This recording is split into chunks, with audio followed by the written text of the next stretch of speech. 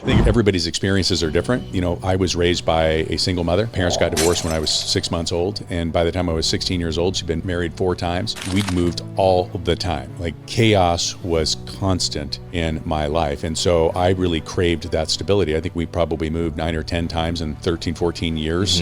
It was a constant fight or flight. And that was, I think, that Teflon, that getting really strong so that when I entered the real world, I literally chased anything I could do to find consistency and safety. And for me, out of high school, in rehab, tried to go to college, couldn't do that.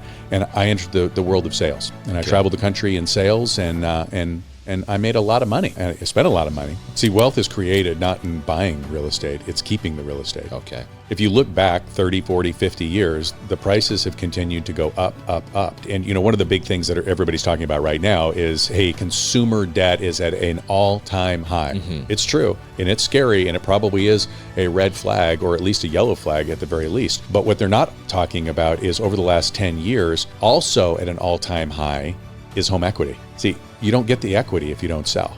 You got to get into the top 2%. And the difference between those people that get to the top 2% and those people that don't is that the people that do have either a true or manufactured reason that they have to. Not that they want to, but that they have to.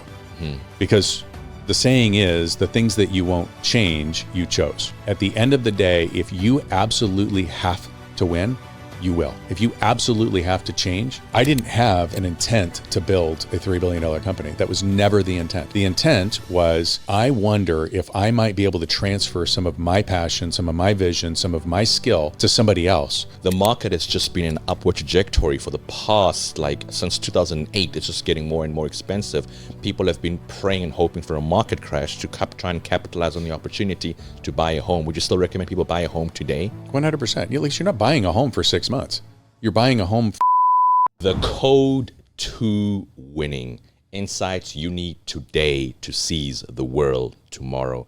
Today we are starting our Arizona Scottsdale Code to Winning tour. Without further ado, we have an amazing guest. I'll give you a brief introduction of who we have in the studio today. He goes by the name of Todd Conklin. Now, he is the CEO and founder of a $3 billion real estate business. He's a sales leader. He's also an entrepreneur and trainer, and the fastest growing sales trainer in the country. Ladies and gentlemen, a special treat. Without further ado, Todd Conklin.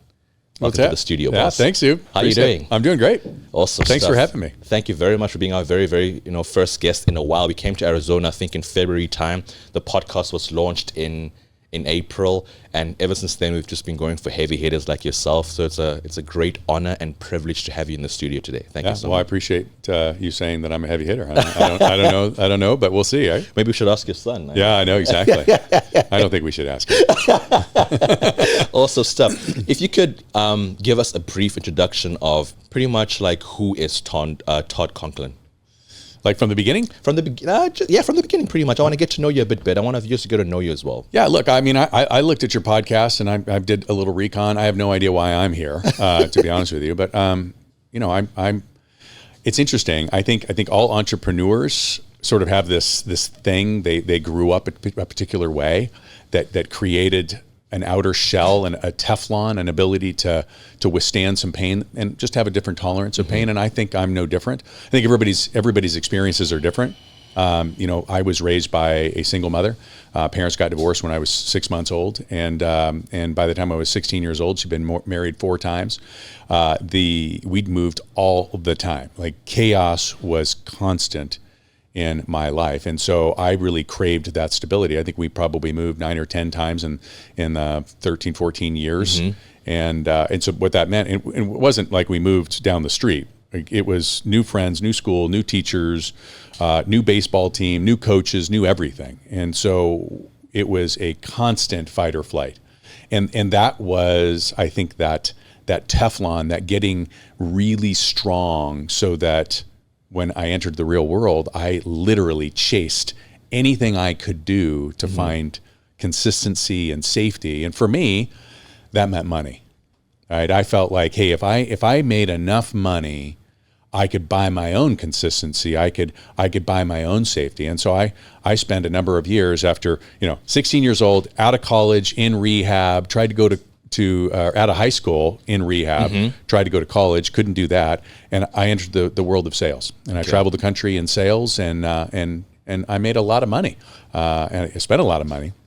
Oh, that's awesome. But I made a lot of money until I settled in Sun Valley, Idaho, and started my real estate career. Awesome stuff. And I'm very fascinated because one of the things when I came to America, I was very impressed by how amazing the real estate market is, but the amount of entrepreneurs that were millionaires through real estate as well. If you don't mind sharing, obviously right now the business has grown tremendously over the years. Where did you start? Like, how was your first investment in real estate?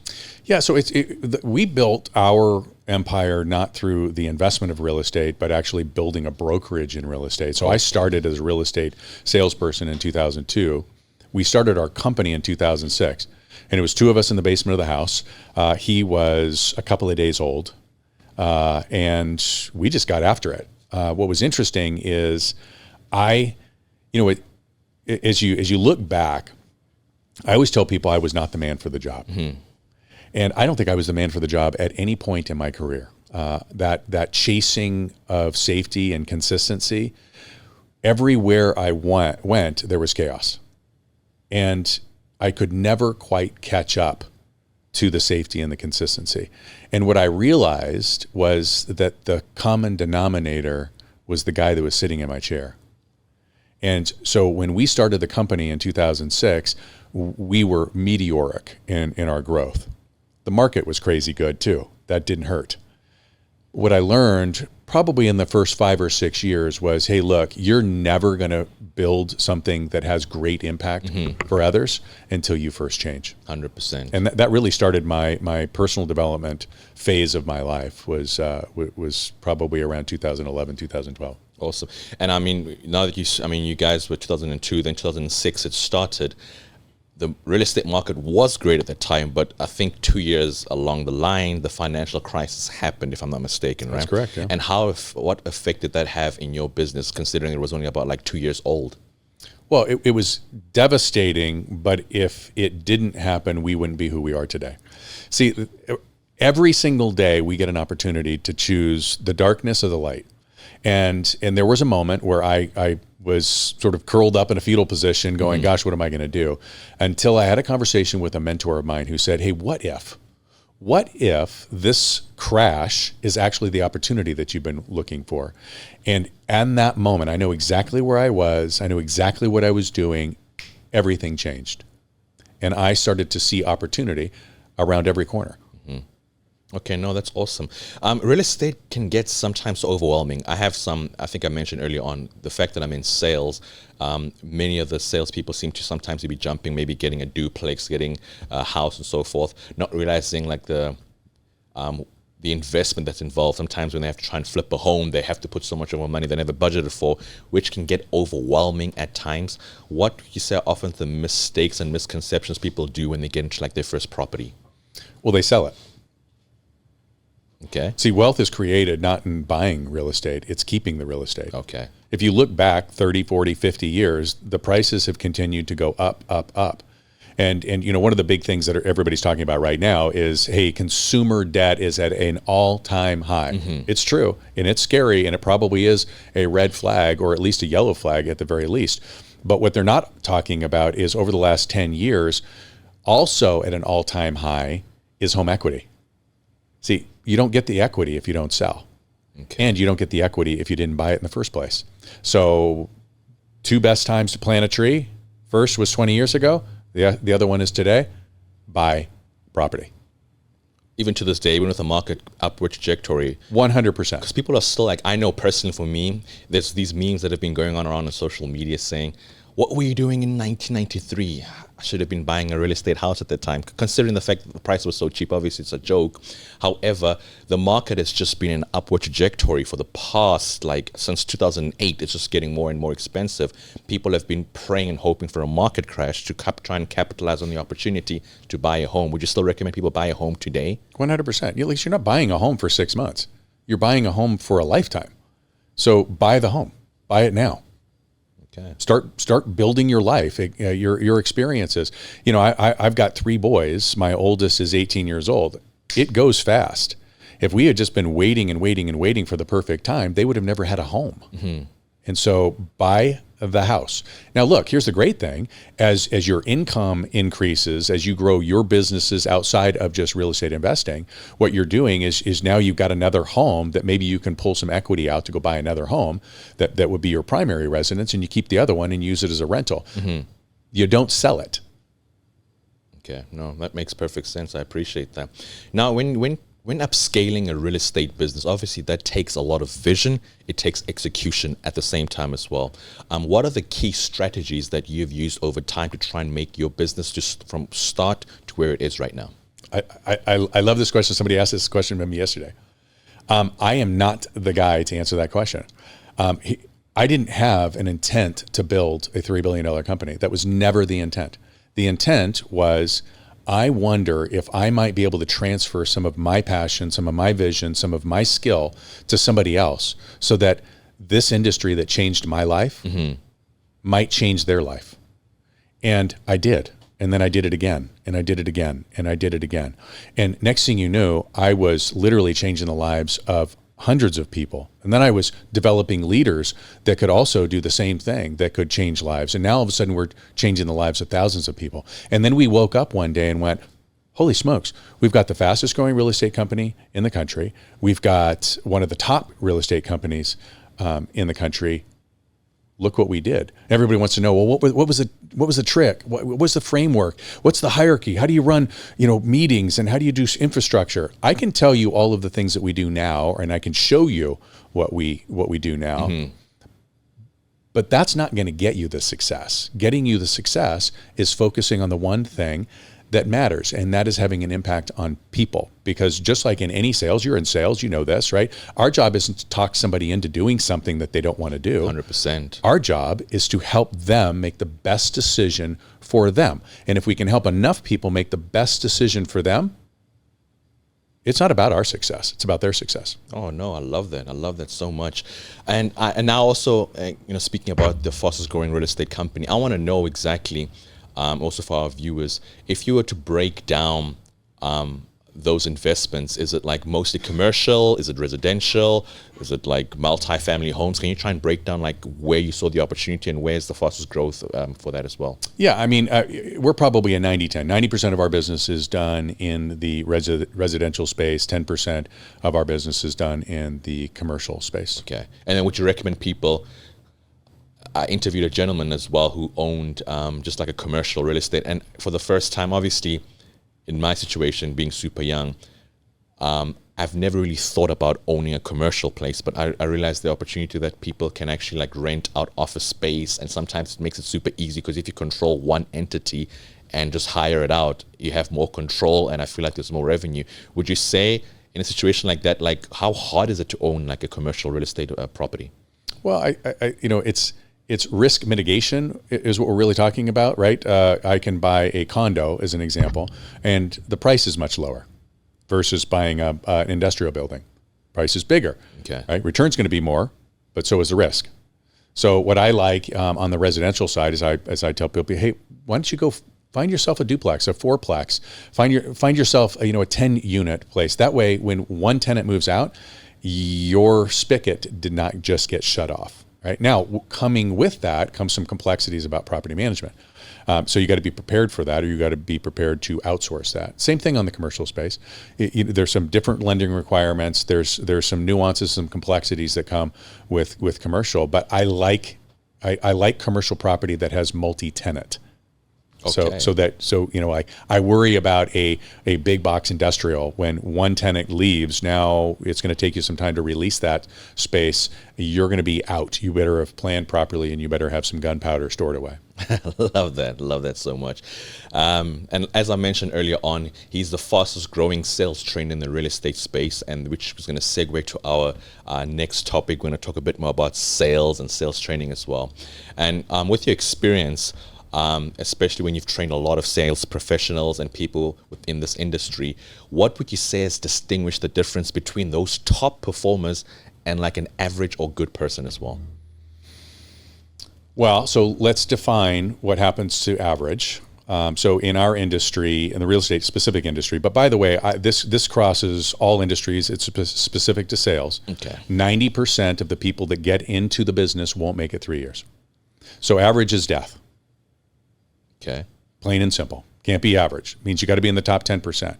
In the real estate specific industry, the top 10% on average make $47,000. Well, nobody got into an all commission business to make $47,000. Nobody signed up to, sleepless nights, working weekends, worrying about when the next paycheck was coming so that they could make $47,000. So what you're really talking about is you got to get into the top 2%. And the difference between those people that get to the top 2% and those people that don't is that the people that do have either a true or manufactured reason that they have to. Not that they want to, but that they have to. Mm-hmm. Because the saying is, the things that you won't change, you chose. At the end of the day, if you absolutely have to win, you will. If you absolutely have to change, you'll change. And I talk about my dad. So my dad died when he was 44 years old. And he could not change. Like, he just could not do it. And this applies to salespeople all over the place, right? The stat just came out that 89% of the business currently in the real estate business, in the industry, is being done by 11% of the agents. 89% of the business. Wow. So what happened to the other 89% of the people? Well, they're just out of business. So what do they need to do to change? Well, they need to make the decision to change. So my dad could not stop smoking. He just couldn't do it. It's too hard, too much anxiety, too much pressure, whatever, fill in the blank. Until one day he went to the doctor and the doctor said, Phil, you have cancer. You're going to die. It was the last cigarette he ever smoked. The difference between want to and have to is where all the magic happens. Now, some people actually have their back up against the wall and they have to go get a listing, get a buyer, sell something, because if they don't, their kids won't eat. The ones that don't have to manufacture a reason. They've got to get psychologically, from a mindset perspective, they've got to convince themselves that the worst thing on the planet would be to fail. Oh my, I love that so much. And when you spoke about that, I often revert to like muscle memory. You often do what you're very accustomed to, and unless you're given no option. I want to actually share a story. James can actually concur with that. It was in 2019. I was in New Jersey. We were doing sales around that time for about like 6 months or so, selling pest control. Great market. Matter of fact, it was both of our PR weeks that time, but I was living off Red Bull and eggs. Just Red Bull and my eggs. Like, I just wanted to get out and just bust the doors, just get right there and then. But it was a funny experience. So it was Saturday evening, and as I pitched just one client, I took like 3 Red Bulls that day, and like I'm like, yo, my chest is pumping, and I'm just trying to sit down, and he's like, I'm overcoming objection after objection after objection. And I just sit down. The next thing I just remember being like in an ambulance, transported all the way to New Jersey. By the way, I got back Sunday. I sold him. He got back. He's not going to run away, Brother Patel or Mr. Patel. You're running away from me. But the moral of the story is that was the last time I personally had a Red Bull. But I was forced to not have it. Of course, there's a few times where I can get like, I need to use some sort of like, I don't know, something just to kind of like spike me up a bit. But it's not going to be Red Bull, not going to be like these energy drinks. And I often feel sometimes we become accustomed to a certain pattern of lifestyle until we are forced to change it, like your experience with your dad. So I just felt like sharing that as well. Do you want to add anything regarding that? Well, no. I mean, that's a real life example. And it happens all the time. I get to see front row seat it happening to literally hundreds of salespeople in our organization because, well, we're a conduit, right? I always laugh because people are like, well, why do you have a coach? Well, I need the accountability. Accountability is bullshit. Right? If you don't want to do something, you won't do it. I don't care who is in the room. Now, you could pay for it. Is it going to make it a little bit more painful? Sure. But at the end of the day, you will decide to change or you will choose to stay the same. Accountability is from within. So you had an experience that said, because you knew that living on Red Bull and eggs was not good for you, right? Precisely, right? My dad knew that smoking was not good for him. Until you had the moment. So the question is, will you wait until you have to, literally your life depends on it, or will you make the decision early so you don't have to? 100%. Love that so much. Which kind of shifts us as well towards like mindset. And I want to figure out, like, within your sales training, how important do you stress on like the ability for people to have a different paradigm shift and understand how important it is to have a great mindset? So mindset is one of those, like, it's so broad, right? Mm-hmm. I think in my organization, we can talk about mindset. I think there's a lot of people online that are talking about mindset. I'm more of a, let me just show you. And what I mean by that, in our organization, speed of the leader, speed of the pack. Precisely. Okay. So if somebody is going to outgrow me, they should leave me. Make sense? Right? They should go and work someplace else where there's a leader that's doing bigger, better, faster, so that they can go bigger, better, and faster. So a mindset for me is transferred from me to them. If I wake up every morning at 5 o'clock in the morning and I'm in the gym and I'm grinding it out, well, I'm creating an environment where other people are like, okay, well, I want what he has, so I better start doing what he's doing. And the more they do it, the stronger their mind becomes. Right? If I'm living to a schedule and I get more done in a 4-hour period than most people get done in 4 days, somebody looks at that and says, I want to follow that because I want a piece of that. And they start doing that, their mindset gets stronger and stronger. If I'm constantly pushing myself to be different and to grow and to change, now all of a sudden somebody goes, oh, I didn't know that was available to me. I want a piece of that. Now I'm going to grow and I'm going to kill off my old self so that I can give birth to my new self. That to me is the best way to create an incredible mindset and ecosystem. And then just to follow up on that, I love that answer so much. What are the certain habits that entrepreneurs or sales reps can try and replicate or develop in that process to get a great mindset? Because it's sometimes hard when you just like one setback, one failure, one shortcoming, and it's like, this is so hard. What are the habits that can be developed? You know, I don't know what they all are. You probably need to talk to somebody smarter than me. I can tell you what worked for me. I just started keeping my promises. I just started doing what I said I was going to do. I just became a man of integrity. When I said I was going to get up at a particular hour, I just did it. If I said I was going to make my phone calls, I just made them. If I said I was going to do something, nobody was ever going to say, that guy's full of shit. And I wasn't always that way. I mean, I was the guy that you know, kind of overpromised and underdelivered. I didn't mean to. I wasn't trying to be a jerk or a liar. I just felt like I needed to be, you know, all things to all people. Mm-hmm. The moment I was true to me, and when I said yes, I meant yes. When I said no, I meant no. Everything changed for me. When I say I'm going to get up at 5 o'clock in the morning and go to the gym, I don't want to get up at 5 o'clock in the morning and go to the gym. This morning, 5 o'clock came really early. I was up until 1 o'clock in the morning working. So I didn't want to get up at 5 o'clock this morning. But guess what time I got up? And did I go to the gym? You're damn right I went to the gym.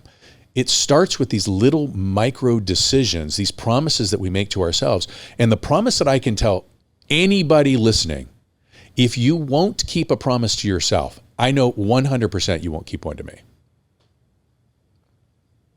Yeah, I couldn't agree more. That's powerful. That's really powerful.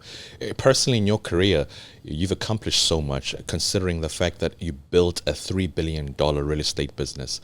The entrepreneurial journey can be so painful, lonely, scary, a lot of risk involved. When you look back, what are some of the setbacks and failures you had throughout the journey that you end up overcoming as well? Do you mind sharing any? No, I would love to. Yeah, and I'm actually going to look at the camera for this one. There we go. Because this is a colossal failure. Right, my son's in the room, so I'm going to try not to get emotional. But the saying is, it's lonely at the top. It doesn't need to be lonely at the top. It's lonely at the top because you didn't bring anybody with you. If you will not include your family on the journey, if you will not develop other leaders, what do they say? If you can't find it, build it. If you won't bring and build other leaders along the way, it's going to be lonely. But if you bring them with you, it's not lonely at all. So I would say that was the biggest mistake that I made with my family, is I really kept them on the outside. And I had every excuse under the sun, right? Well, I didn't want them to feel the stress, and I didn't want them to understand what we were really risking, because we have to risk a lot, and you have to endure a lot of pain, and you got to eat a lot of shit along the way. It's just part of the deal. Like, everybody talks about like, oh, it's overnight success. Yep, overnight success, 20 years in the making, right? You have to grind in the dark, and you've got to deal with so much pain and adversity. And it's one of the reasons that I point to people who had some rough growing up tend to be stronger entrepreneurs, because you have to be unwilling to quit. You can't beat somebody that never quits. And there will come a time that any rational, reasonable person would have quit. And they probably should have. But I'm delusional. I'm irrational. And my pain tolerance is higher. I didn't want to expose my family. So that was the excuse I gave. It was the wrong thing to do. I was given a second chance to be able to expose my kids, my wife, to everything that we did. And once we did that, now we're all in the boat. We're all rowing. We all know what the cost is going to be. We also know what the payoff is going to be. And it's no longer lonely. Wow. That's powerful. It's a different kind of perspective. And I like that answer, because it kind of like shows the importance, and also shows your why, and why you're doing what you're doing as well, for the bigger picture as well, not just like selfishly for yourself as well. So I appreciate that. Obviously, known as one of the fastest growing sales trainers in the game, you often teach and train a lot of sales professionals. What are some of the core principles that you teach sales professionals in order to try and elevate their game as well? Well, it might be a little counterintuitive. I think everybody wants to talk about, well, hey, what's the best lead source, and what's the conversion strategy, and all of those things. I really don't spend a ton of time. Well, that's not true. I do spend some time on that, but I think where we start are our 4 foundations. In our world, we chase God. It's all about family. If you don't have good health, you can't build wealth. And then, of course, there's finance. And so we really focus in on the 4 foundations, and making sure that the life that we're building is one we actually want to live. The skills around, like this whole idea that salespeople are born, not made, they're not born. They're made. Not one of us came out knowing how to sell. Not one of us came out knowing what to say, when to say, how to say it. Those are all skills that can be taught. And frankly, you can learn them online. And we'd love for you to learn them online on our YouTube channel. But you can learn them anywhere. Right? It's the heart behind it. And if you don't have it all, you don't have anything at all. Like, I know people, and you probably know them too. They're like, they're crushing the world. Like, they've got more money than they know what to do with. But, they're 3 times divorced. They're not happy. They're out of shape, got health problems, whatever. And it's just shallow. I just don't think that that's the life that any of us were put on this planet. I believe that God gave us all very specific talents, and they're gifts that given from God. Our gift to God is what we do with those talents. So we got to get square with God, and then we've got to really get square with our family, because the legacy that you're going to leave is in your family. Listen, I would love to believe that all of these people that we've had an impact on their life, that they're, when I'm dead and gone, they're going to be like, you know what, that Todd. But we know the most important thing to them is their family. So my goal is to help them build legacies in their family, so that they're the heroes of their family. I love that. And then, of course, I don't know what the mystical power behind getting in shape is, but I'm here to tell you, I wish I could explain it. The more jacked I get, the more jacked I get. I have more energy. I have more clarity. I have more confidence. And as you scale a business, as you start to get better, listen, you will be judged by everybody. And when I say everybody, I mean everybody. You'll be judged by the people that like you. You'll be judged by the people that don't like you. You'll be judged for the decisions that you make that are right. You'll be judged for the decisions that you make that are wrong. You'll be judged for winning. You'll be judged for losing. The more strong physically that I get, the more strong mentally I become. And that stuff doesn't bother me as much. And it's a critical component to success, whether you're in sales dealing with one-on-one rejection, or whether you're an entrepreneur trying to grow and scale a company. Okay, no, that's awesome. It's very true. And I think we've seen it with people, like just if you work out and you kind of stick to a routine, you just end up building confidence in everything you do, even in school, whether it is with sales or whether it is with interaction with people. Because at the end of the day, we're selling ourselves without even realizing every single day. when we approach people and when we go on dates, when we date, when we get married, I think sales is just a part of a lifestyle. However, I never realized how big of a market it is in America and how life-changing it is as well. I think we spoke about it earlier. I mean, being born and raised in South Africa, you do door-to-door at home. Like, you knock on a door, they'll be like, what the hell are you doing? And you can sell, but I'm saying, like, America is the capital of capitalism. Like, there's a market for it.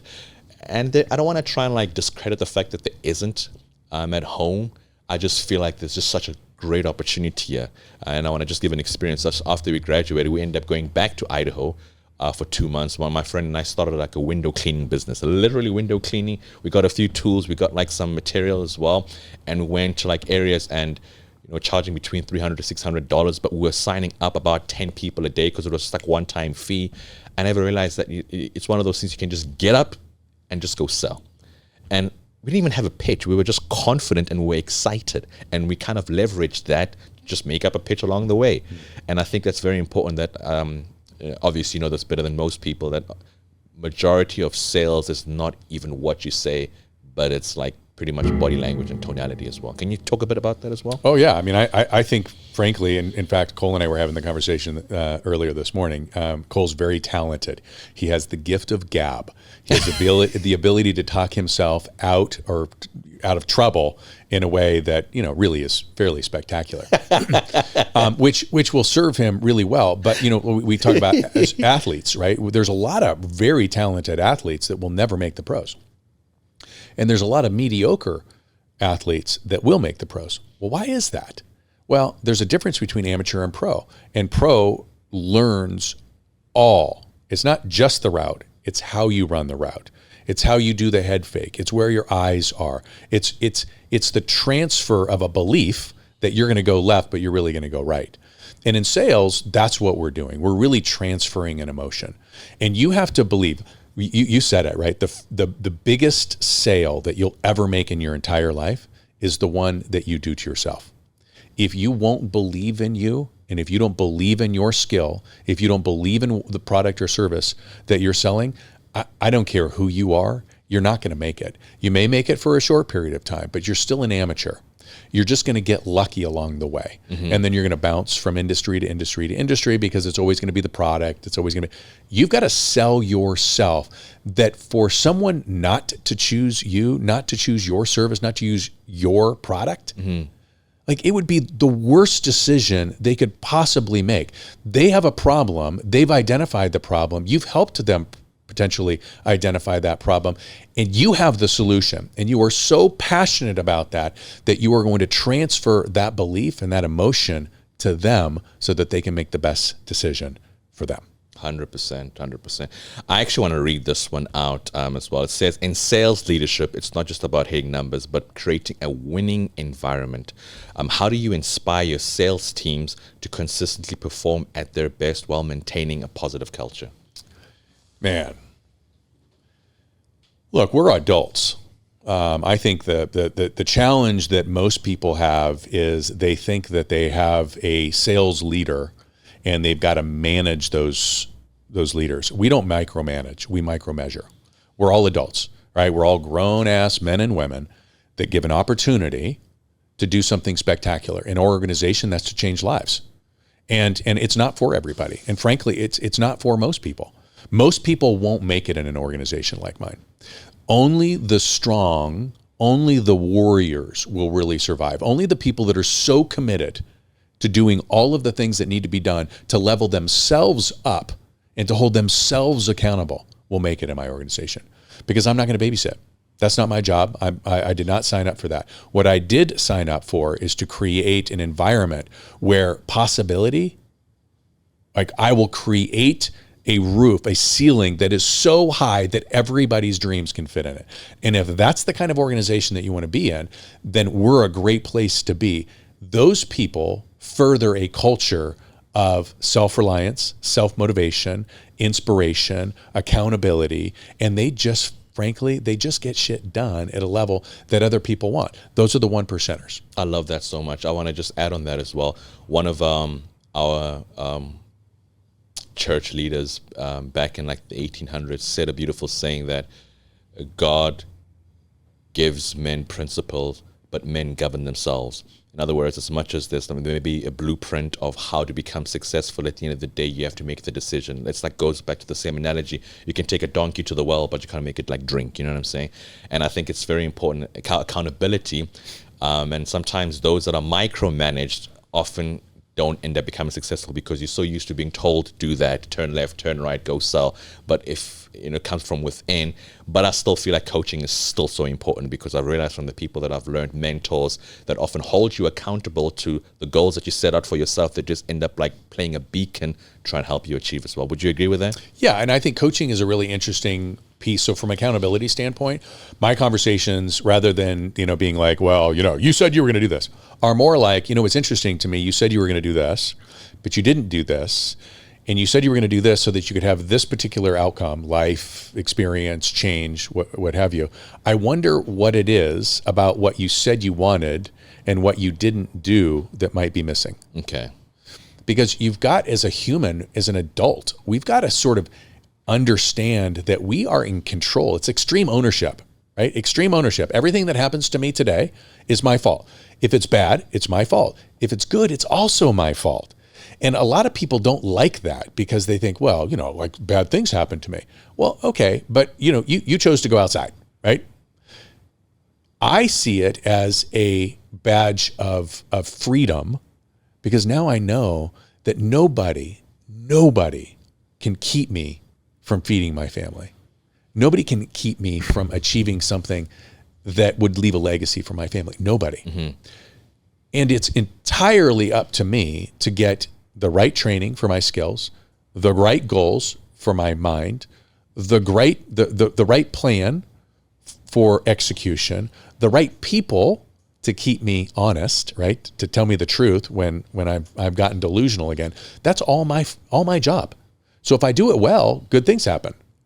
That's where coaching becomes sort of an interesting deal. I think people get confused between training and coaching. Mm-hmm. Training is developing a skill. Coaching is helping you see the blind spots, see around corners, see around bends to avoid potholes, right? And seize opportunities. I love that so much. I want to actually, I didn't even plan on asking this question. It's more of a personal one, but I think it's also one of the most important questions I can ask. Personally, for me, my role model has always been my dad. He's always been that one person that created a culture in our home where we can achieve anything if we just put our mind to it. And that played a big role in anything I ever wanted because I realized, hang on, I can do it because it was instilled from me at a very young age, can do so. Why I'm going with this, making it so personal, you stress a lot on one of the core principles of ensuring that entrepreneurs and the people that you train abide by principles by putting their family and God first as well. Mm.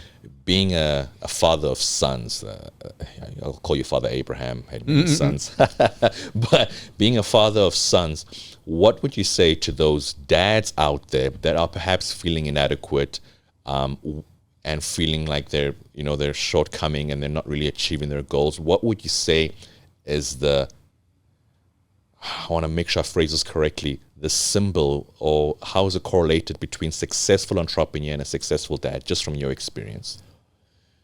Yeah, I'm not sure the correlation. Here's what I would say. If you're a father and you are feeling bad about, what it is and how you're showing up for your sons, change it. I mean, you're responsible for it. They are your responsibility. The legacy that you leave in them is your behavior. They don't care what you say. They're watching every move you make. So if you yell at your wife, they are going to yell at their wives. And if that's what you're looking for, great. If you got a bad marriage, you're going to teach them, hey, go find a woman that you can have a bad marriage with. If you're a bad dad, what you're doing is you're making sure that your grandkids are going to have a bad dad. Change it. Okay, no, I love that, man. I love that so much. I'm so fascinated by real estate. I know I keep going back between real estate and so forth. If somebody were to have, let's say, $150,000 right now in the bank, what advice would you give in terms of real estate investment? Would you prefer to go for a multi-family home, single-family home, Airbnb? What advice would you say has got a more substantial amount of growth in the long term? They wanted to make their So first investment. couple of questions first. Number one, is this their first investment? First investment. All right. Yes. So they don't own a current home. They This don't is own their first anything. one. Yeah, they've been renting. Right. Buy a home Okay. for them to live in. Okay. Whether they're married or not. Doesn't matter. Okay. Buy it now. Okay. So that's the first step. First step. You wouldn't recommend getting a multifamily, then renting another Sure. portion out? I love that idea. I think that's a fabulous idea. But the idea is that I'm buying a primary residence. I'm going to buy a home that I'm going to live in, because the investment that we're making, the best investment you can ever make in anything, it's not real estate, it's not stocks, it's in yourself. You got to invest in yourself, and having a home and having some place that you can call home, that you can build a life in, it's important. Often, sometimes people feel like, hey, there's no need to buy a home because I'm not going to stay there for 30 years and so forth as well. What's the misconception regarding that whole mentality? They're thinking about it just as an investment, and instead of the investment in them. People that own homes make more money. Did you know that? People that stay married, they make more money. People that go to the gym, that are in better health, they make more money. Super strange, right? Did you know that men and women that pray together, the divorce rate is less than 7%? Like their success leaves clues. I just like finding what other successful people do, and then I just copy them. You talked about mentors. I didn't have role models. Like I did, right? I told you my mom was married 4 times. So my role model was how to not stay married. I didn't have a dad that was in the picture. So I didn't have a father figure as a role model. So I had to go out and find them. And so I found people in my life, and I do this constantly. I am always, always, always auditing my inner circle. Some of these people don't even know that they're my mentors. But if you want a great marriage, go find somebody that's been married a long time and they still hold hands, right? And pick their brain, talk to them, pay attention. You want to live a long time and you want to actually live healthily, go find somebody that's done it. You want to have a great spiritual life, go find somebody that's got a great spiritual life and copy what it is that they're doing, right? So I love the role model deal, but at the end of the day, I don't think it's as hard as many of us make it out to be. There are a lot of people that are quietly winning in life. Just copy them. Awesome. And when you said you want to have a long life, Dr. Pepper a day keeps the doctor away. Is that what it is? No. Another one I want to read. There's certain questions that I just love. I don't want to paraphrase it as well. I love this a lot. It says, developing trust and credibility as a leader is essential for growth. What steps do you take to build strong leadership brand, both within your organization and in the industry? Yeah, so this is sort of we talk about authority versus influence, right? It has to start with authority, though. And authority is only built through integrity, character, right? What do they say? A judge of a man's character is not what he does in public, but it's what he does in private. You have to show up and just absolutely keep the promises that you make, period, end of story. If you're one of those people that doesn't, just fix it right now.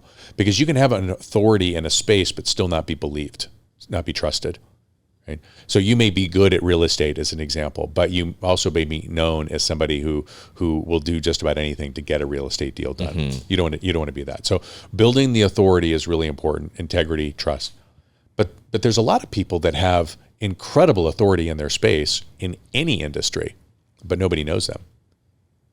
That's not influence. And frankly, there are a lot of people that don't have the authority, but have a lot of influence that are having, I would call, a negative impact on industries around the world because they're on social, they've built an influence, but they don't know what they're talking about. But they stayed at a Holiday Inn Express last night. They read a book and they're just regurgitating what they learned. So I believe that leaders, especially today, there needs to be a battle cry for people that have authority in space to stop being selfish. The world needs you now. If you are good, if you are proven, if you are doing good things in your space, the world needs your leadership right now. It's time for you to lean in. I know it's uncomfortable. I know video is uncomfortable. I'm sure it was uncomfortable for you to start your podcast, right? Mm-hmm. But what you're doing is leading in a space with authority, and you're saying, hey, look, I'm going to have an impact on a community. We need that right now. So hire a videographer, get on camera, post on social media, whatever it is that you need to do. Start a YouTube channel. Start talking to people, because people need people of authority to be guiding them right now. That's so powerful. I appreciate that a lot. And one of the things I realized from leaders like yourself, leaders like Andy, even like one of the leaders in our insurance space, is that the importance of leading from the front. Because sometimes when people get in a form of leadership, it's easy for them to delegate and just say, okay, you go do that, or you go do that as well. But actually being in the trenches often makes a big difference, because those are some of the most important leadership qualities, which goes to my next question. From identifying some of the strong leaders that you've seen, what would you say are the top three, and I know you mentioned integrity as one of them, what would you say are the top three most important qualities that the best leaders have? I mean, obviously the number one thing has to be that they're trustworthy. They just have to be the people for the job. But they also have to be humble enough to understand that they may not have the skill necessary today, which probably is the third thing, and that is a constant evolution.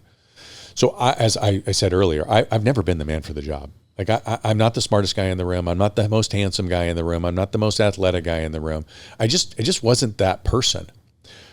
But I am delusional, and I am relentless, and I am humble enough to identify the chinks in my armor, and I will go find solutions. Now, what's really funny about this, we talked about getting judged.